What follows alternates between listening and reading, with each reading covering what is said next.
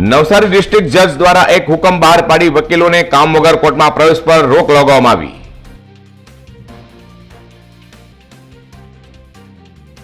નવસારી કોર્ટમાં કાલે વકીલો અને અસીલોનું ટોળું એકત્ર થતા આજે હુકમ બહાર પાડવામાં આવ્યો.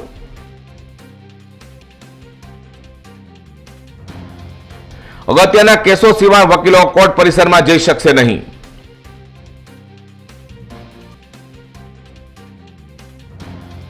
કેસના કામમાં રોકાયેલ વકીલે જ હાજર રહેવું તે સિવાય કોઈ પણ વકીલ પ્રવેશ નહીં કરી શકે.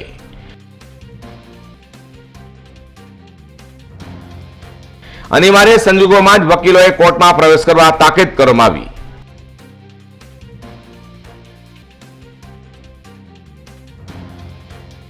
બિનજરૂરી પક્ષકારોએ પણ કોર્ટમાં પ્રવેશવા પર પ્રતિબંધ ફરમાવ્યો.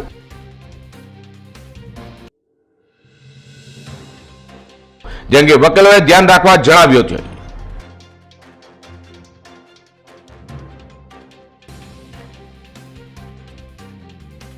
કોર્ટ રેગ્યુલર ચાલુ ન થાય ત્યાં સુધી નોટરી કરવાની પણ મનાઈ ફરવામાં આવી.